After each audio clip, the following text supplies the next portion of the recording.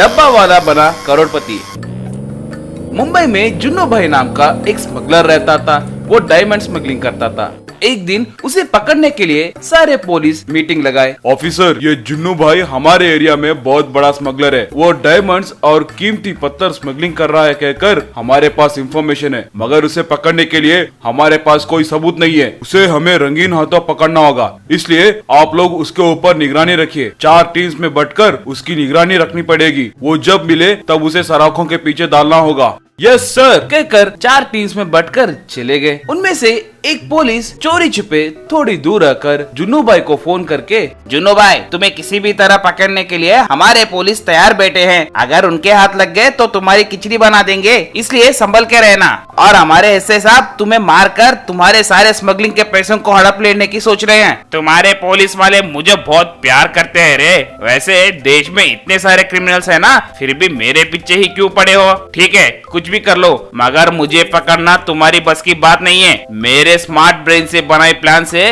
तुम मुझे नहीं पकड़ सकते, मगर इस बार मैं मेरा स्टाइल बदलूंगा, देखो। कहकर एक डब्बे वाले को फोन करके, जुन्नू भाई, हेलो डब्बा वाला, हमने एक खिचड़ी सेंटर ओपन किया है। हम यहाँ तरह तरह के खिचड़ियाँ बनाते हैं। इस शहर में हमारे खिचड़ी को खाने वाले बहुत लोग हैं। तुम हर दिन आकर यहाँ से डब्बे ले जाकर उन्हें डिलीवरी करना होगा। तुम्हारे पैसे मैं तुम्हें फूलों में रख कर दूंगा। ठीक है भाई, ठीक है, मुझे कहाँ आना है? जुन्नू भाई एड्रेस बताया। डब्बा वाला जुन्नू भाई के बताई जगह पर आया। जुन्नू भाई हर दिन एक खिचड़ी डब्बे का पार्सल बनाकर उसमें डायमंड्स छुपाकर किसे पहुंचाना है उनका एड्रेस देता था। उसे लेकर वो डब्बा वाला हर दिन उन्हें वो डब्बा पहुंचाता था अपने असिस्टेंट से। जुन्नू भाई, अरे ये डब्बा वाले की मदद से हम स्मगलिंग खुशी खुशी कर पा रहे हैं, कोई तकलीफ नहीं है। अगर ऐसे ही साल पूरा टारगेट खत्म किए तो हमें 100 करोड़ का लाभ मिलेगा। उतना ही नहीं, तुम्हें बोलना तो भूल ही गया, इस बार हमें बहुत बड़ा पैकेट डिलीवर करना होगा। वो डब्बे वाले को बुलाओ जल्दी। असिस्टेंट डब्बे वाले को फोन करके, अरे ओ डब्बा वाला, कहाँ हो? जल्दी जुन्नू भाई खिचड़ी सेंटर के पास आ जाओ। आज बहुत बड़ा ऑर्डर है। छोटे छोटे डब्बे नहीं, आज बहुत बड़ा डब्बे से कैरेज को डिलीवर करना होगा। अगर ऐसे तुम अच्छे से डिलीवर करोगे तो तुम्हारी जिंदगी बदल जाएगी। ठीक है भाई, अभी आ रहा हूँ कहकर जुन्नू के पास आया। जुन्नू भाई एक बड़े से कैरेज को उसके हाथ में देकर, रे इसे तुम लखन सेठ के घर में देना होगा। उनके घर में एक बड़ा पार्टी है। जाओ जाओ, जल्दी जाओ, अच्छे से डिलीवरी करना। वो कैरेज को लेकर डब्बा वाला अपने बाइक पर चलने लगा। वो बाइक पर जा रहा था कि रास्ते में उसे एक गरीब दिखा। बहुत भूख लगी है श्रीमान, खाने के लिए कुछ दो ना, नहीं तो मर जाऊंगा। खाकर 1 हफ्ता हो रहा है। डब्बा वाले की आंख भर आई। अरे ये तो बहुत भूखा है, इसे तो कुछ न कुछ खिलाना पड़ेगा। ये कैरेज में से एक डब्बा निकालकर इसे खिलाऊंगा सोचकर वो गरीब को खिलाने खिचड़ी के डब्बे को निकाला, मगर उस डब्बे में उसे डायमंड्स दिखे। उसे देखकर डब्बा वाला, अरे ये क्या, ये डब्बे में डायमंड्स हैं? हर दिन ये जुन्नू भाई मुझसे डायमंड स्मगलिंग करवा रहा है क्या? अगर ये पूरे डायमंड्स मैं ले लूं तो बस है, इसके जैसे गरीबों की सहायता कर सकता हूँ। मगर ये पता चला तो वो जुन्नू भाई मुझे मार डालेगा। उससे बचने का कोई प्लान बनाना पड़ेगा सोचकर डब्बे में से पूरे डायमंड्स निकालकर एक थैले में डालकर सिर्फ कैरेज लेकर लखन सेठ को डिलीवरी किया। डब्बा को चेक करके लखन सेठ जुन्नू भाई को फोन करके, क्या रे जुन्नू, नाटक कर रहे हो क्या? डायमंड्स कहाँ पर है रे? इस खिचड़ी से मैं क्या करूँ? मेरे डायमंड्स मुझे दे दो, नहीं तो तुम्हें खत्म कर दूंगा कहकर चेतावनी दिया। जुन्नू भाई अपने असिस्टेंट को बुलाकर, रे इस डब्बे वाले ने मुझे धोखा दिया है, अपने डायमंड्स को चुराकर खाली डब्बे को डिलीवर किया है। लखन सेठ मुझे मार देगा कहकर धमकी दे रहा है। अब क्या करे? पहले वो डब्बे वाले को पकड़ो, उसकी हड्डी फसली तोड़ दो। भाई जल्दबाजी मत करिए, डब्बे वाले बहुत सिंसियर होते हैं। वो डब्बे खोलकर नहीं देखते, कुछ तो हुआ है, मैं पता करूंगा भाई कहकर डब्बे वाले के पास जाकर असिस्टेंट, रे तू हमारे पास डब्बा लेकर कहाँ कहाँ गया? क्या हुआ बोल? डब्बा बदल गया कहकर लखन से जुन्नू भाई को बहुत गाली दे रहे हैं। क्या हुआ? ठीक से बोल। भाई मैं हमेशा की तरह डब्बे को लेकर यहाँ से निकला भाई। बांद्रा में एक पुलिस ने मुझसे लिफ्ट पूछा, वो भी अपने कैरेज के जैसे ही एक कैरेज लेकर जा रहा था। मैंने उसे लिफ्ट दिया, अपने कैरेज को भी वो ही लेकर बैठा था। शायद उसके पास कुछ अदला बदली हो गया होगा। भाई मैं पता करके आऊँ क्या, उसमें कुछ कीमती चीज है क्या? असिस्टेंट कवर करते हुए, नहीं नहीं रे, कुछ नहीं रे, कस्टमर कंप्लेंट दे रहे थे इसीलिए पूछा था मैंने, छोड़ दो मैं देख लूंगा कहकर उसे भिजा दिया। असिस्टेंट जुन्नू भाई से, भाई डब्बे वाले से कोई भी प्रॉब्लम नहीं है भाई, वो पुलिस वाले ही हमारी वाट लगा चुके हैं। अब क्या करेंगे भाई? वो पुलिस कौन है पता करके उसे टपका दूं क्या? रे पुलिस से भिड़ लिए तो हमारा काम तमाम हो जाएगा। जो हुआ सो हुआ, उसे छोड़ दो। लखन सेठ को भेजने वाले डायमंड्स दूसरों से भिजाओ। इस बार डब्बे वाला प्लान नहीं, दूसरा प्लान डालेंगे। डब्बा वाला उसके चुराए डायमंड्स को लेकर करोड़पति बन गया।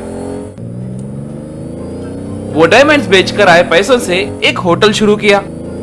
उसमें तरह तरह के व्यंजनों को तैयार करके उन्हें अपने बड़े से कार में डालकर भूखे और गरीबों को मुफ्त में खाना खिलाता था। वो लोग खुशी से उसे आशीर्वाद देते थे। 8 व्हील वुडन ट्रैक्टर।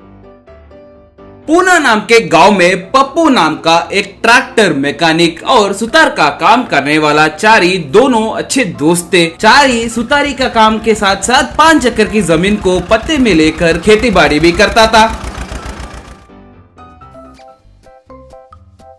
एक दिन पप्पू के पास चारी आकर, भाई वो सरपंच का ट्रैक्टर दिन में तारे दिखा रही है और मैं उसी के खेती को पट्टे में लिया हूँ, अगर उसकी खेती को लेना है तो उसके ट्रैक्टर को ही लेना है कहकर वो एक शर्त भी लगाया है। मुझे लाभ मिलने की बात छोड़ो, खेती से आए पैसे, ब्याज के पैसे सभी ये ट्रैक्टर ही खा रही है।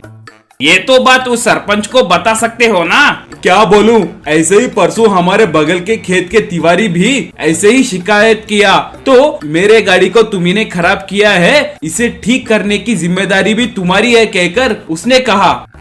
तो फिर क्या करोगे?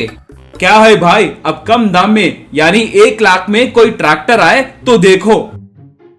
क्यों भाई, जोक कर रहे हो क्या? 1 लाख रुपए में ट्रैक्टर क्या, और ज्यादा मेहनत करोगे तो भी एक सेकंड हैंड इंजन खरीद सकते हो। भाई अगर ऐसा है तो वो सेकंड हैंड इंजन देखो, मैं उसके बॉडी को लकड़ी से तैयार करूंगा। क्या लकड़ी से ट्रैक्टर की बॉडी तैयार करोगे तो चलेगा क्या? भाई आप लकड़ी को कम मत सोचो, लकड़ियों में थोड़े अनोखे लकड़ियां भी होते हैं, उन्हें घर के कामों में इस्तेमाल नहीं करते क्योंकि उनमें खीला भी नहीं चुभता, उतने मजबूत रहते हैं वो। वैसे लकड़ियों से मैं बॉडी तैयार करूंगा। तो फिर मामूली ट्रैक्टर से जैसे 2 टायर्स नहीं, थोड़े ज्यादा पहिए लगाने की कोशिश करो, उसके वजह से गाड़ी का लुक भी अच्छा रहेगा ना, और इंजन को भी सपोर्ट मिलकर अच्छे से खींचेगा। ठीक है बोलकर वहां से चला गया और थोड़े दिन मेहनत करके 8 व्हील वुडन ट्रैक्टर को तैयार किया। अब पप्पू उसको इंजन जोड़ दिया। चारी से, पप्पू भाई आपका वुडन ट्रैक्टर क्या मस्त लग रहा है, अब इससे आपके खेती को जुताई करना ही बाकी है। अभी देरी किस बात की, मेहनत करके ट्रैक्टर को सेट किए हो ना, वो काम भी तुम ही शुरू करो। अब पप्पू वुडन ट्रैक्टर से चारी के खेती को जुताई कर रहा था। चारी के साथ साथ लोग भी उसे आश्चर्य होकर देख रहे थे। वहां आकर ट्रैक्टर को देखकर सरपंच, ये क्या, ऐसे मैंने कहीं नहीं देखा। लकड़ी के टुकड़े से खेती की जुताई कर रहे हैं और उसे ये नालायक लोग देख रहे हैं। देखिए देखिए, कल तक उसके टुकड़े ना हुए तो मेरा नाम चमचा लगा लूंगा। तब उसके बगल में रहे उसका साला पांडे, वाह क्या मस्त नाम है जीजाजी, चमचा आपको बहुत जचा है जीजाजी। रे अब से आप सब लोग जीजाजी को चमचा नाम से बुलाइए, ठीक है ना? तू रुक जा रे गधे कहीं के, तेरी दीदी की सूरत देखकर चुप बैठ रहा हूँ, नहीं तो तुम्हें मेरे ट्रैक्टर के नीचे डालकर कुचलवा देता रे। ये क्या जीजाजी, आप भी मेरी ही तरह सोचते हो? मैं भी तुम्हें बहुत बार ट्रैक्टर के नीचे डालकर नींबू की तरह कुचलने की सोचता हूँ, पता है क्या? ओके ओके, दोनों झगड़िए मत, अब से मेरे 8 व्हील वुडन ट्रैक्टर के मार से आपका ट्रैक्टर घर में ही रहेगा। चमचा जी और नालायक जी दोनों घर में बैठकर कौन किसे कुचल देगा ये घर में आराम से सोचिए।